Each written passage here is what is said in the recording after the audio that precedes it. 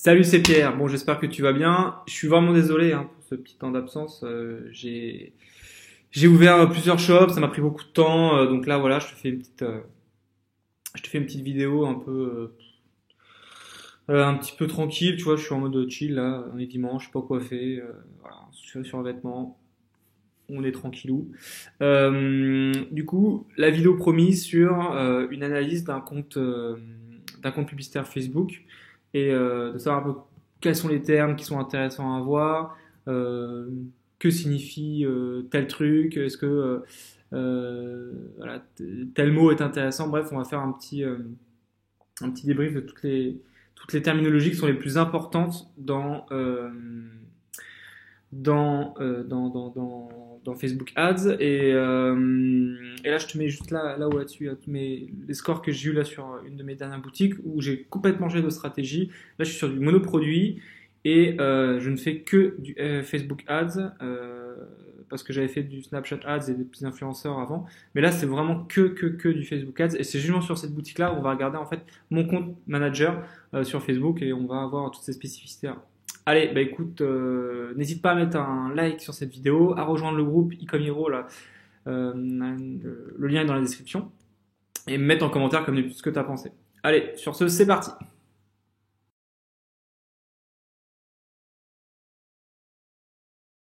Donc là, on se retrouve sur mon business manager. Donc, tu vois, je te cache rien. Alors, comment ça se passe? En fait, il faut d'abord voir que tu as ici un compte vu d'ensemble, donc c'est tout ton compte publicitaire. Tu as après ici l'onglet campagne. Là, tu vas voir tes ensembles de publicités, donc c'est ce qu'on appelle les adsets. Et là, tu vas voir tes ads, donc tes publicités. Donc, chacun des onglets va être intéressant et elle va avoir une spécificité. Campagne, c'est là où tu vas commencer à créer tes campagnes et faire en sorte de construire toute ta stratégie Facebook Ads. Donc,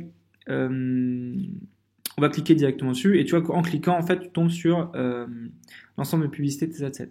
Donc, moi, là, sur cette, comme je disais en début de vidéo, je suis parti sur une stratégie de diversification à fond des adsets avec des budgets de 5 à 10 euros selon selon ce que je vise. Je ferai toute ma stratégie dans une autre vidéo. Là, on va vraiment s'intéresser sur quelles sont les données intéressantes à avoir sur Business Manager. Donc là, les stats que vous voyez, c'est pour le mois de novembre. Attends, je te remets ça, on va mettre ce mois-ci. Voilà, alors là, je te mets les stats du mois de novembre. Voilà. À savoir que je suis encore en train d'optimiser le truc. Donc ça, vous allez voir. Alors, ici, là, vous allez avoir toute la partie des adsets. Donc, tu vois, quand tu regardes, j'en ai quelques-uns qui tournent avec différents centres d'intérêt. Voilà. Là, c'est les adsets que j'ai testés qui n'ont pas été rentables pour le moment, donc je les ai supprimés. Donc là, tu vois qu'ils sont actifs, on est d'accord. Là, contrôle des ROAS, honnêtement, je m'en sers jamais et on va pas s'attarder là-dessus. Bon, la partie budget, tu comprends bien que ce qui est important là, c'est de voir combien est-ce que tu dépenses par jour. Donc tu vois que sur 7 adsets, je dépense 5 euros par jour. Sur cela aussi. Et ici, là, tu vois, je dépense 10 euros. Parce que j'ai testé ces différents adsets en dessous, là, tu vois. Remise en forme, tu vas la voir, je sais plus où. Voilà, ici, tu vois. Et j'ai vu que c'était pour moi intéressant, donc j'ai commencé un peu à scaler en dupliquant des adsets. On va pas rentrer dans le détail, d'accord. On va vraiment faire les trucs de base. Du coup, le budget que tu alloues à ton adset par jour, bon ça on s'en fout. Et là, ce qui est hyper intéressant, c'est le nombre de tes résultats. Donc tu vois que, par exemple, sur cet adset là, pour l'instant, je n'ai fait encore aucun achat. Et tu vois que sur cet adset là, j'ai fait 12 achats. Donc tu vois que c'est intéressant. Bon, portée impression, ça c'est ce qu'on appelle le reach. Sur Facebook, vous avez le reach organique, c'est-à-dire que le reach qui est gratuit, donc la portée de tes publications gratuites, c'est-à-dire le nombre de personnes qui vont voir ta publication gratuitement. Et tu vas avoir le reach payé, donc là c'est quand tu donnes de l'argent à Facebook en publicité pour qu'il mette en avant ton produit sur une cible particulière, et donc là c'est la portée payée. Voilà. Les impressions, c'est le nombre de fois où la publicité a été vue. Et donc là, tu as ton coût par résultat. Ça, c'est quelque chose qui est très intéressant parce qu'en fait, tu pourras très vite savoir si tu es rentable ou pas. Là, je vous cache rien, sur ce produit-là, je marge à peu près à 15 euros. Donc, c'est-à-dire que là, quand j'ai 5 euros par coût d'achat, c'est hyper intéressant parce que c'est-à-dire qu'en fait, je fais 10 euros de marge en enlevant mon budget pour la publicité. Par contre, tu vois que sur cette ad set là, je fais que 5 euros de marge. Donc, c'est quand même moins intéressant. Et ce qu'on va aller chercher, c'est qu'on va aller trouver le plus petit coût par résultat possible, parce que c'est là où tu vas gagner le plus d'argent. Typiquement là, 3,66, c'est-à-dire que je gagne 16,44 € à chaque fois que je fais une vente, coût de la publicité enlevé. Donc c'est quand même assez intéressant. Ton montant dépensé, bah là c'est le montant que tu as dépensé sur l'ensemble de ton ad set. Donc tu vois que par exemple sur celui-là, à 10 euros par jour, j'arrive dans mon 4e jour, puisque j'arrive à avoir un montant total dépensé de à peu près 40 euros. Ce qui va être intéressant ici, et ça c'est pour moi où je vous donne une petite stratégie, c'est-à-dire que moi je coupe un ad set quand j'ai dépensé la marge en publicité. C'est-à-dire que là, quand je dépense plus de 15 euros et que j'ai pas d'achat, ou que j'ai un achat par exemple, et ben je coupe l'ad set parce que pour moi c'est pas intéressant. Alors typiquement on va regarder, voilà, pas celui-là, mais voilà, typiquement regarde. Là, j'ai 19 euros de dépensés pour un achat, je suis pas rentable, je coupe. Là aussi, là aussi. Donc c'est pour ça que ces assets-là, elles ont été coupées, donc tu vois, là, elles sont grises et pas en bleu. C'est parce que pour moi, c'était pas intéressant. Là, toi, c'est pareil, je suis arrivé quasiment à 15 euros, j'ai pas fait d'achat, donc j'ai coupé là aussi, là aussi, là aussi. Donc, on repart dans cette logique de dire qu'il faut dépenser de l'argent pour connaître quel est ton asset qui va être le plus rentable et celui après que tu vas pouvoir scaler. Et donc scaler, ça veut dire que tu vas pouvoir augmenter le budget pour faire du coup plus de ventes. Parce que c'est vrai en dépensant 5 euros par jour par ad set, tu vas pas toucher grand monde. Alors que si tu dépenses 500 euros par jour par ad set, bah là tu vas toucher beaucoup de monde et tu vas donc pouvoir faire beaucoup plus de chiffre d'affaires et donc ta marge va devenir plus intéressante. Donc là on a l'onglet fin. Donc ça c'est fin, c'est quand la publicité est finie. Donc ça c'est comme si tu l'as programmé. Là tu vois que cette pub là en fait elle est en continu et comme toutes les autres d'ailleurs. Et c'est moi qui les coupe manuellement. Et là, tu vois que la publicité a été créée le 11 novembre et qui est toujours en cours. Et donc ça, c'est important de savoir, par exemple, parce que soit tu attends, comme je disais tout à l'heure, 15 euros de ta marge pour après supprimer si tu n'as pas fait de vente, ou alors tu attends 3 jours. Si au bout de 3 jours, tu as fait 0 vente, bah tu quittes. Donc là, tu vois que le 8 novembre, j'ai lancé, et bah si on est combien le 11, donc si aujourd'hui, j'avais pas fait de vente sur celui-là, bah tu regardes, typiquement, ça c'est un asset que je vais certainement couper dans pas longtemps parce qu'on arrive en 3e jour, on arrive à 15 euros dépensés pour aucune vente. Donc tu vois, ça c'est typiquement un truc qui dit que sur cet asset là, donc les personnes qui sont intéressées par le régime du camp par exemple, c'est pas bien. Donc tu vois, je vais le couper tout de suite pour que tu vois comment ça marche. En fait, tu as juste à cliquer là-dessus, tac, et hop, il va descendre et il va dire que cet asset-là est annulé. Voilà. Ensuite, on va voir ce qui est hyper pour moi important, le ROAS sur achat de site web. Alors ça, ROAS, c'est Retour on Advertisement Spending, c'est-à-dire que c'est ton retour sur investissement par rapport à ta publicité. Pour 1 euro dépensé, typiquement ici j'en gagne 3,58. Pour 1 euro dépensé, ici j'en gagne 4. Et donc on va essayer de chercher là le chiffre le plus gros pour après derrière scaler. Donc tu vois que le plus gros, on va retourner sur l'adset où j'ai le coût d'achat le plus petit qui est à 6,14 parce que forcément ce coût-là est en rapport aussi avec ton ROAS. Et ici, site web valeur de conversion, c'est le chiffre d'affaires que tu as réalisé par rapport à tes ventes. Donc tu vois que là, j'ai dépensé 43,88 € en publicité et ça m'en a fait gagner 270. Là, typiquement, 30 euros, j'en ai gagné 99. Donc là, ici, vous avez le général.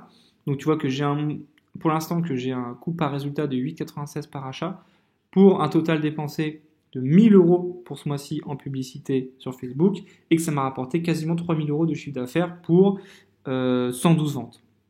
il faut savoir qu'il y a un truc qui est chiant sur le Business Manager, c'est que parfois ça bug. Et typiquement, là sur le mien, j'ai fait beaucoup plus de ventes que 112, enfin beaucoup plus. J'ai dû faire peut-être une dizaine de ventes en plus des 112, mais qui n'ont pas été comptabilisées par Facebook. Me demandez pas pourquoi, parfois ça bug, Facebook n'est pas non plus infaillible. Et donc là, normalement, on serait plutôt aux alentours des 3 euros, enfin des 3 pardon, au niveau du ROAS, plutôt que de 75. Donc ce qui est intéressant, c'est qu'on voit que là, sur le mois, eh ben, je suis rentable. J'ai dépensé 1000 euros en tout et j'ai fait à peu près, j'ai fait 2758 euros de chiffre d'affaires. Voilà. Ce qui est hyper intéressant quand vous avez ce manager-là, en fait, c'est que si vous voulez chercher des données, vous pouvez. En fait, vous avez juste à cliquer ici. Et donc, par exemple, si je veux... hop là, ouais, je vais aller chercher une autre truc. Je ne sais pas ce que je vais aller chercher parce que j'ai déjà tout qui est ici. Si je vais aller chercher mes répétitions, voilà, par exemple, je vais appliquer. On voit que voilà, ici, donc la publicité, elle a été vue 1 fois, 10 par personne. Et donc ça, c'est intéressant aussi parce que, en fait, plus la publicité va être vue, et plus derrière, en fait, vous allez être sensible à faire des achats. Pourquoi? Parce qu'il y a une stat qui est connue qui dit que un mec achète un produit quand il l'a vu 7 fois. Donc là, on voit que je fais des ventes et que le mec, en fait, a vu qu'une fois. Donc c'est plutôt cool. Donc voilà pour quand on est dans les adsets. Et maintenant on va aller voir en particulier une publicité qui va ici aussi va vous donner des informations différentes. Donc là vous allez avoir encore le budget, les modifications, etc. Et donc vous allez avoir ici typiquement le coût par publicité. Et en fait je voudrais vous montrer un indice de pertinence parce que ça qui était intéressant ici, mais là je ne l'ai pas sur cet adset là parce qu'il est tout neuf. On va en prendre un vieux, voilà, typiquement celui-ci. Et on voit que j'ai un indice de pertinence de 5. Alors, l'indice de pertinence, c'est ça en fait si la publicité plaît à la personne. Là, on est sur 5. C'est moyen. Un indice de pertinence se calcule entre 1 et 10. Plus vous êtes proche de 1, plus c'est pourri et que vous n'allez pas vendre. Et plus vous êtes proche de 10, et ben, plus votre publicité, elle est bien. Alors, on est sur un indice de pertinence à 5 aussi parce qu'on est en conversion ici achat. La campagne, c'est une campagne achat. Je vous ferai après un petit débrief sur la partie campagne. C'est-à-dire qu'on ne cherche pas à avoir des interactions, on ne cherche pas à ce que la publicité soit plaisante en termes d'interaction, de partage, de like, etc. On cherche à ce que la publicité soit pertinente pour les achats. Donc là, on voit que de toute façon, celle-ci, elle est très très pertinente par rapport aux achats. Là, on va retourner sur la partie campagne. Je vais juste vous montrer comment créer une campagne assez rapidement. Alors ici, vous avez plusieurs objectifs. Quand on crée une campagne, vous allez avoir la notoriété de la marque, la portée, trafic, interaction, etc. Et la partie conversion. Alors, moi, pendant longtemps, je faisais beaucoup de trafic, et il y a beaucoup de youtubeurs qui vous disent « Ouais, il faut faire du trafic pour après faire de la conversion, etc. » Non. Clairement, vous allez tout de suite aller à la partie conversion, parce que nous, ce qu'on veut, c'est conversion. Donc là, je vais faire un test, conversion test. On va démarrer. Voilà. Et il faut ici avoir un pixel qui est important. Et là, je vous montre juste, je ne vais pas aller jusqu'au bout, mais je vais juste vous montrer que, en fait, ici, dans les conversions, vous allez avoir en fait beaucoup de choses intéressantes, notamment la vue de contenu, les recherches, les ajouts au panier, le paiement initié et les achats. Ce que je vous conseille au tout début quand vous lancez une pub, c'est vue de contenu. Ensuite, vous faites ajout au panier et ensuite vous faites achat. Et encore une fois, on reviendra sur ça dans une autre vidéo où je ferai toute ma stratégie, notamment sur la boutique, pour vous montrer un peu comment j'ai fait. Donc voilà à peu près tout ce que j'avais à vous dire sur la partie gestionnaire. Alors c'est vraiment pour les débutants, on rentre pas du tout dans les détails, je vous montre un peu juste les informations importantes et comment aller en chercher justement dans en cocher. Ce qui est hyper important, c'est le ROAS. Tu sais tout de suite si tu es rentable ou pas, parce que si tu es en dessous de 1, en fait tu n'es pas rentable, c'est-à-dire que tu perds de l'argent. C'est-à-dire que pour 1 euro dépensé, tu en gagnes peut-être 80 centimes ou un truc comme ça. Donc c'est pas terrible. C'est-à-dire que tu perds de l'argent. Tant qu'il est positif, alors tu gagnes de l'argent. Voilà. Donc ROAS hyper important, ton montant dépensé très important. T'attends 3 jours, où le montant de ta marge, si tu fais aucune vente, tu la dégages. Et puis voilà. Voilà à peu près pour ce que j'avais à te dire. Je ferai prochainement une vidéo là sur toute ma stratégie Facebook. Comment est-ce que j'ai fait pour arriver à, là je te dis en un mois, à 3000 euros de chiffre d'affaires. Et ce qui est important, intéressant aussi, c'est qu'en fait, plus ça avance et plus je gagne du chiffre. Alors, donc là, tu vois qu'aujourd'hui, par exemple, j'ai fait 310 euros de chiffre d'affaires. Et si je prends la journée d'hier, j'ai fait. Ah, et puis en fait, on ne voit pas. Attends, bouge pas. Tac. Donc tu vois, hier, le 10 novembre, j'ai fait 419 euros de chiffre d'affaires. Si je prends le 9, j'ai fait 369 euros. Le 8, j'ai fait 489 euros. Donc là, l'objectif, c'est de dépasser les 500 euros. Donc encore une fois, comme je disais tout à l'heure, en fait, la boutique n'est pas du tout optimisée. Enfin, pas du tout. Elle est optimisée, mais au niveau des ads, je veux dire, je suis encore en phase de test. Je n'ai pas commencé le scaling. Donc, c'est déjà très bien d'avoir ce genre de, de résultats tant que tu n'as pas fini quand t'as pas commencé ton scaling. Voilà. Donc, ben voilà pour la vidéo. J'espère que ça t'aura ramené des informations utiles. Et puis bah voilà, sur ce, hein, n'hésite pas à me dire ce que t'en as pensé. Et puis en attendant, bah voilà, je te souhaite une bonne journée, une bonne soirée. On est sur YouTube, on sait jamais. Allez, salut!